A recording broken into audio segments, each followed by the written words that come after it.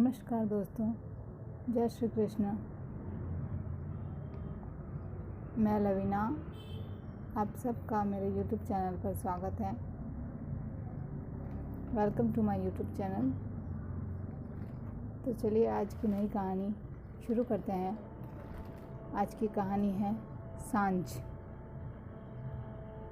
सांझ जब 2 साल की थी तब उसकी माँ का देहांत हो गया था। नन्ही सांझ को जब लोग बेचारी या बिन माँ की बच्ची कहते तो ये बातें नन्ही सांझ को समझ नहीं आती, मगर सांझ के पिता विनय को ये बातें सुनकर काफ़ी दुख होता था। सांझ को माँ का प्यार मिल सके इसीलिए विनय ने दूसरी शादी कर ली, लेकिन नियति को जैसे कुछ और ही मंजूर था। विनय की पत्नी खुशबू सांझ से खूब लाड दुलार करती, मगर सिर्फ विनय के सामने, वरना सांझ खुशबू को फूटी आंख नहीं पाती थी। विनय अपने कामकाज में इस कदर व्यस्त हुआ कि सांझ के लिए खुशबू का बर्ताव देखकर भी वह उसे नज़रअंदाज करने लगा। शादी के 2 साल बाद खुशबू ने जुड़वा बेटों को जन्म दिया। खुशबू और विनय बेटों को पाकर बड़े ही खुश थे, लेकिन अब खुशबू सांझ के साथ बहुत बुरा बर्ताव करने लगी। ना तो वो सांझ को उसके बच्चों को हाथ लगाने देती और ना ही सांझ का ख्याल रखती। एक बार आखिर विनय ने हार कर कह ही दिया, खुशबू तुम आखिर हमारी बेटी के साथ ऐसा व्यवहार क्यों करती हो? ये बहुत छोटी है, इसके मासूम दिल की तरफ तो देखो। तब खुशबू झल्ला कर बोली, ये मेरी नहीं तुम्हारी बेटी है और हमारे 2 बेटे हैं, प्रियांश और नितांश। तो बार बार इस मनुष्य को मेरी बेटी मत कहो। विनय समझ चुका था अब सांझ का ख्याल उसे ही रखना है। विनय सांझ पर बेशुमार प्यार लुटाता। प्रियांश और नितांश को खुशबू के बेहिसाब लाड ने बिगाड़ कर रखा था। वो दोनों सांझ को बहुत परेशान करते। ये सब देख विनय कहता, खुशबू तुम अपने बेटों के प्यार में अंधी हो रही हो। तुम सांझ को तो बिना वजह डांटती रहती हो और अपने बेटों की गलतियां बदमाशियां तुम्हें नहीं दिखती।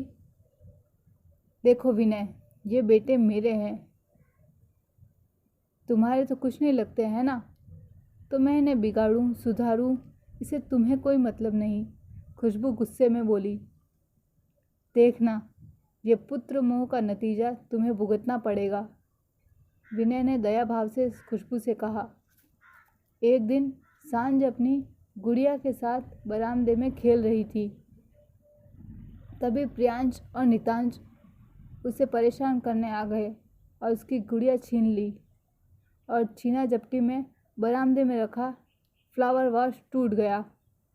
आवाज़ सुन खुशबू भागी भागी आई और गुस्से में सांझ से बोली, तुझसे मेरा चैन सहा नहीं जाता, हर बार कुछ न कुछ नुकसान करती ही रहती है। तब तपाक से प्रियांश और नितांश साथ में बोले, माँ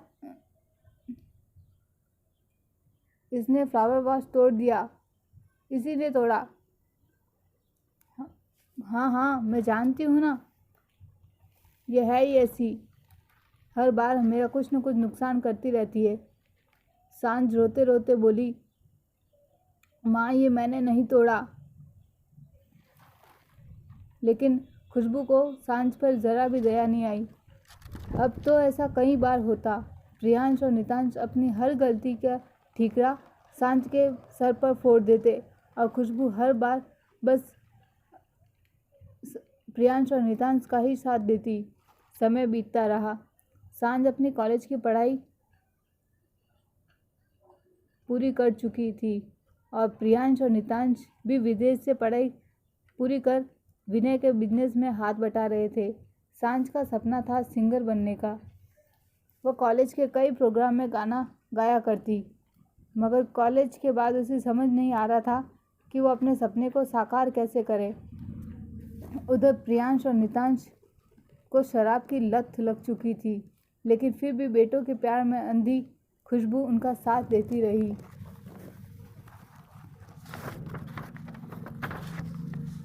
सांझ ने अपने सपने के बारे में अपने दोस्तों को बताया। वो जानती थी अगर यह सपना वह अपने घर पर बताएगी तो शायद उसका सपना साकार नहीं हो पाएगा, और शायद उसके पिता अगर उसके सपने को साकार करने में उसका साथ भी दे दे तो उसकी माँ ऐसा नहीं होने देगी। तब उसके दोस्तों ने उसकी मदद की और कहा कि उसके सपने के लिए सबसे बेहतर जगह मुंबई है, और 3 साल की मेहनत रंग लाई। उसकी रिकॉर्डिंग सुन मुंबई के एक फेमस स्टूडियो से उसे लेटर मिला। वो बिना बताए घर से निकल गई।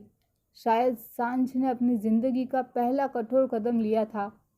मन में डर और विश्वास को लिए वह अपने सपने को साकार करने मुंबई नगरी के लिए निकल गई।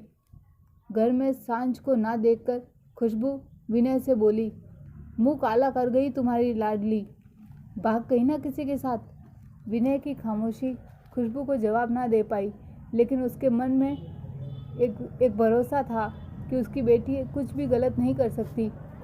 उधर शराब और जुए में के नशे के आदि प्रियांश और नितांश को चोरी की भी आदत लग गई, और पैसों के लिए वो घर में ही चोरियां करने लगे। विनय के बिजनेस में भी लगातार लॉस हो रहा था। एक बार देर रात प्रियांश और नितांश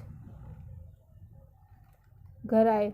दरवाज़ा खोलते ही विनय गुस्से में बोला, ये समय है घर आने का, तुम लोगों को शर्म नहीं आती? शराब और जुए में ऐसे डूबे हो कि दूसरा कुछ नहीं दिखता। तब प्रियांश ने विनय को धक्का मारते हुए बोला, सो व्हाट, ये घर और पैसा हमारा ही है। हमारी माँ ने हमारा साथ हर बार दिया है। तुम अपना काम करो, अपनी औलाद की बातें सुन। विनय को बहुत धक्का लगा। ये सब खुशबू सुन रही थी। उसने विनय से हाथ जोड़ते हुए कहा, विनय, ये बच्चे हैं, इन्हें माफ़ कर दो प्लीज़। मैं इन दोनों से बात करूँगी, सब ठीक हो जाएगा।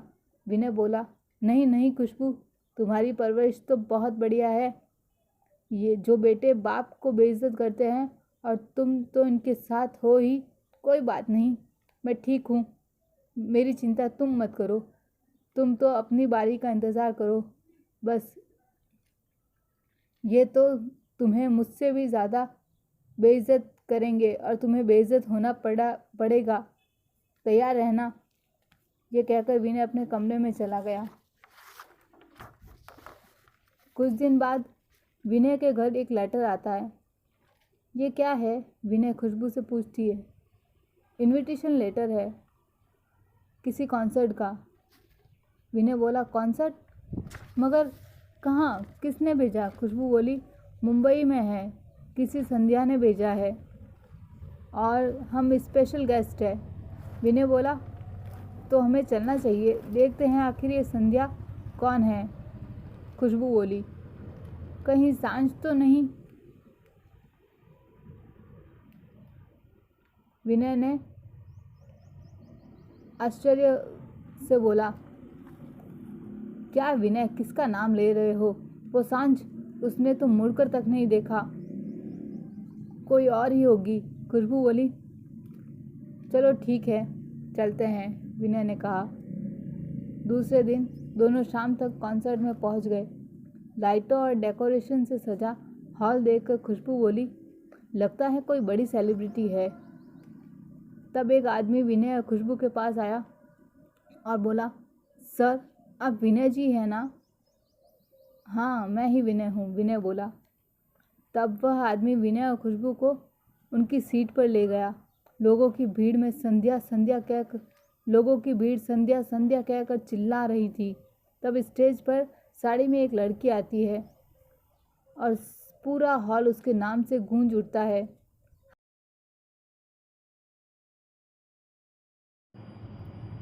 हाथ में माइक लेकर वह कहती है, नमस्ते दोस्तों, मैं आज आपसे कुछ कहना चाहती हूँ। आवाज़ सुन विनय और खुशबू आपस में बोले, यह आवाज़ तो जानी पहचानी लगती है। मैं आज आपको किसी खास से मिलवाना चाहती हूँ। मेरा असली नाम सांझ है और संध्या बनकर मैंने आप लोगों से बहुत सारा प्यार पाया है। आज इस हॉल में मेरी ज़िंदगी के सबसे ख़ास लोग मेरी माँ और पापा भी बैठे हैं, तो आज की परफॉर्मेंस मैं उन्हीं को डेडिकेट करना चाहती हूँ। ये सब सुन विनय की आंखें भर आई। उसने खुशबू से कहा, देखा खुशबू, जिस बेटी को तुमने सिर्फ धुतकार दिया, आज वो तुम्हारा और मेरा नाम कितने गर्व से ऊंचा कर रही है। हाँ विनय, शायद मैं ही सोने को खोटा मानती रही। मैं बहुत शर्मिंदा हूँ, खुशबू ने कहा। कॉन्सर्ट शुरू हुआ और सांझ के गानों पर दर्शक झूम उठे। हर तरफ बस संध्या संध्या का शोर हो रहा था। कॉन्सर्ट ख़त्म होने के बाद सांझ खुशबू और विनय के पैर छूते हुए बोली, सॉरी मम्मी पापा, मैं बिना बताए घर छोड़कर निकल गई। अच्छा ही हुआ बेटी जो तू निकल गई, वरना मेरी नफ़रत तुझे तेरे सपने तक नहीं पहुंचने देती। मुझे माफ़ कर दो। आंखों में आंसू लिए खुशबू बोली। सांझ ने बस अपनी खुशी से छलकती आंसू से खुशबू को गले लगाया और बोली, मेरा एक और सपना सच हो गया। मुझे माँ का लाड और प्यार भरा आंचल मिल गया। ये सुन विनय भी रो दिया। बोला, चलो अब घर चले। और सांझ की ज़िंदगी में मानो खुशियों से भर गई। धन्यवाद दोस्तों। अपनी ये कहानी आपको कैसी लगी कमेंट बॉक्स में ज़रूर बताना। मेरे चैनल को लाइक शेयर सब्सक्राइब करना और मिलते हैं अगली कहानी के साथ। अगली कविता या अगली कहानी जो भी मैं लिखूंगी। तो चलिए, बाय बाय। मेरे चैनल को लाइक शेयर सब्सक्राइब करना। तो मिलते हैं अगली कहानी में। और गर्मियाँ बहुत पड़ रही है, आप सब अपना ध्यान रखें। और कल है अक्षय तृतीया, तो अक्षय पुण्य कमाएं। और परशुराम जयंती की आप सभी को हार्दिक शुभकामनाएं। धन्यवाद। Have a good day. मेरे चैनल को लाइक शेयर सब्सक्राइब ज़रूर करना। मेरी कहानियों को बहुत सारा शेयर करना। और ये कहानी आपको कैसी लगी कमेंट बॉक्स में ज़रूर बताना। तो मिलते हैं अगली कहानी या कविता के साथ। तब तक आप अपना ध्यान रखिए। Thank you.